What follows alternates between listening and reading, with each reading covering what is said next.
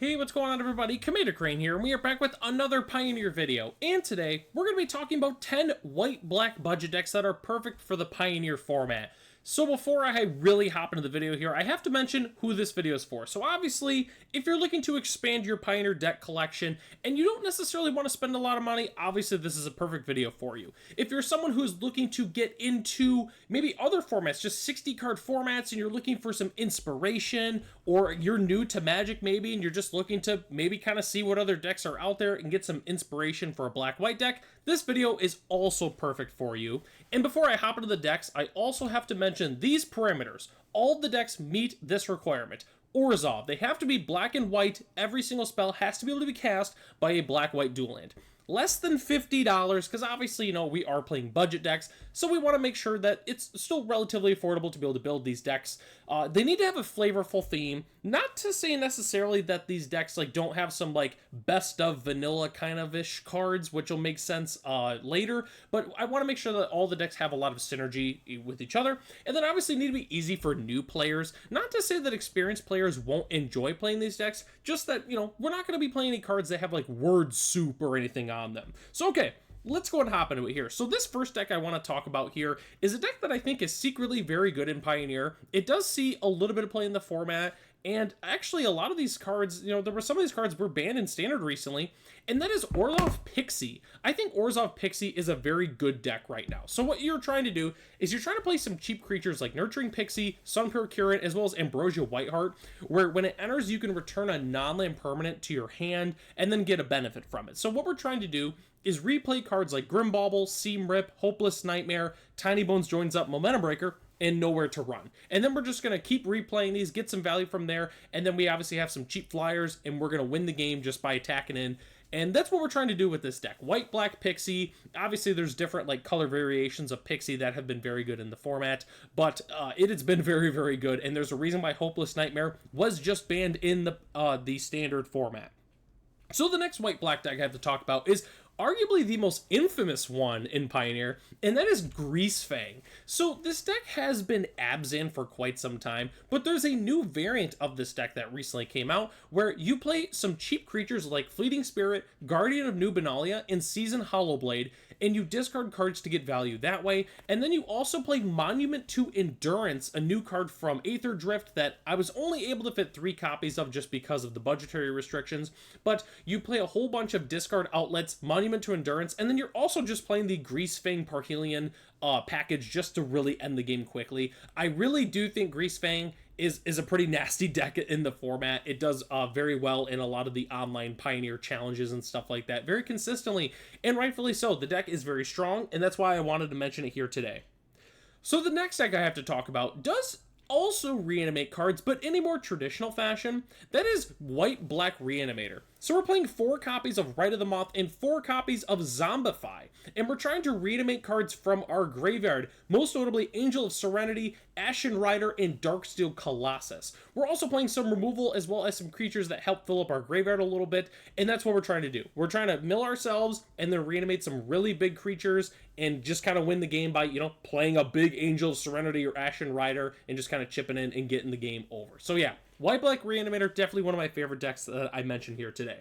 But if you like Reanimator decks, but maybe you kind of just like playing some value Reanimator, I think you're really going to like this White-Black Helping Hand. So the really big 1-2 punch is trying to reanimate Archfiend's Vessel, which is a 1/1 for 1 lifelinker. But if it enters the battlefield, but if it was entered from your graveyard or you cast it from your graveyard, you exile it and make a 5/5 black demon creature token. So what we're trying to do is fill up our graveyard similar to the other deck, but we're playing a ton of cards like Helping Hand and Extraction Specialist as well as Surgical Suite to be able to reanimate all these cheap creatures.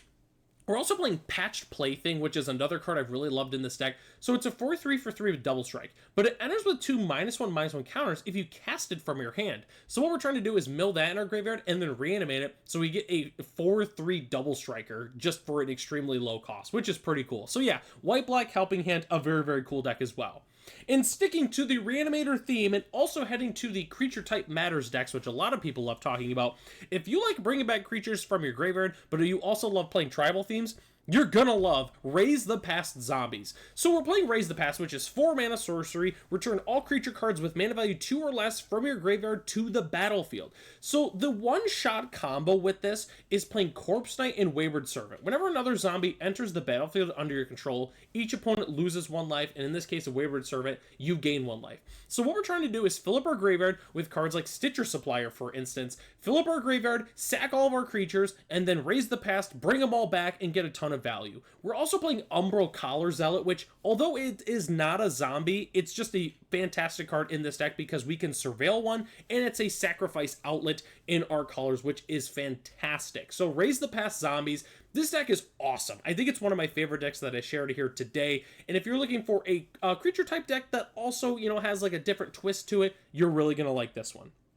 So the next one I have to talk about is a creature type that I didn't necessarily think I was going to share today, but I decided to, and that is Black-White Bats. I've always really liked bats. I've always thought that their design was really cool, but in conjunction with Lunarch Veteran as well as Voice of the Blessed, we have a very sweet bat deck. It's kind of like a pseudo, you know, like Soul Sisters deck because we are obviously playing Essence Channel and Voice of the Blessed, but we're also playing some really good other bats that also fit the theme of our deck. So Ruin Lurker Bat is basically just a new Healer's Hawk. We have Deep Cavern Bat, which acts as a very good, you know, a Kitesail freebooter that also is a bat with lifelink. And then we're playing Starscape Cleric that says whenever you gain life, each opponent loses 1 life, so we're able to end the game a little bit quicker because of a card like that. But yeah, just Black-White Bats, very, very cool. I've always been a big fan of the bat creature type, and hopefully we do get some more here in the upcoming future. But sticking to the life gain stuff, if you like life gain and you just want to play some life gain stompy, you're really going to like this Cleric life gain deck. So it's basically just Soul Sisters, but we get to take advantage of playing Clerics, most notably with cards like Cleric of Life's Bond, as well as Righteous Valkyrie. I did want to play 4 copies of Righteous Valkyrie, but because of budgetary restrictions, I wasn't able to fit it in there. But yeah, this is basically just Soul Sisters, but we also are playing a creature type Matters theme, which is just very, very cool to do. So we just get additional benefits there. So yeah, Black-White Cleric life gain, Soul Sisters. This deck is very, very good. I think it's one of the best that I shared here today. So I've got 3 more decks that I want to talk about, and these are all decks that I've played in the Pioneer format, at least at casual FNM level, and I really enjoy playing them. So the first one is Black-White Vampires.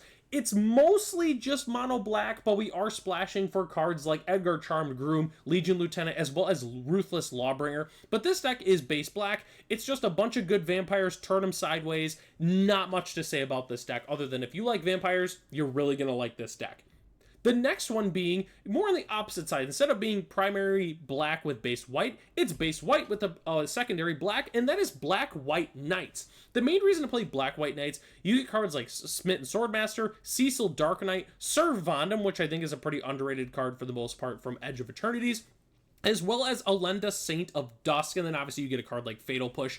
But yeah, I really love this deck. It's Knights. Knights are awesome. I've always really loved the creature type, and yeah, it's just a really, really fun deck, and that's why I wanted to feature it here today. And the last one that I have to talk about is another Black-White creature type deck that probably most people did not expect to be on here, but I've always got it sleeved up in case I want to play some Black-White aggro, and that is Orzhov Warriors. So one thing I really love about this deck is it features a ton of cards that are honestly pretty good on rate, but you don't normally see anyone ever playing these cards. Most notably like Bloodsoaked Champion, Mardu Woe Reaper, and Usher the Fallen are all fantastic 1-drops, and they really synergize with obviously cards like Chief of the Edge and Chief of the Scale. We also get to play the awesome card Tenacious Underdog. We get Kalitas, Trader of Get, and a 1-of copy of Legion Angel, where when it enters, you can reveal one from your sideboard and put it into your hand. So obviously in the sideboard, we're playing the 3 additional copies. But yeah, Black-White Warriors, a deck that you don't really ever see that often, but I really did want to feature this deck here today. So that's all I've got for all the Black-White decks. Definitely let me know what you think in the comment section if there's a deck that I should have featured here today, or if you do end up building any of these decks and maybe make some changes or just decide to build one, definitely let me know what you think in the comment section. And that takes us to the end of the video here. Thanks so much for watching. The deck lists are in the description below if you'd like to check them out for yourself. And I have to mention, I forgot to mention at the beginning of the video, that we've done pretty much every other color pair. So if you want to check out the other videos, the odds are that that video is definitely out. Huge shout out to our channel members, Ralph, Matt, Arcadius, Ray, Gary, Serwan Loki, Michael D, our premium channel member, The Common Cold, Jeremy P, and BG Stilts. If you're interested in being a channel member, it starts at $1 US a month, and you get access to the exclusive Commander Crane Discord, as well as other features here on the channel. So, I'm Commander Crane, thanks for watching this video, and hope to catch you in the next one.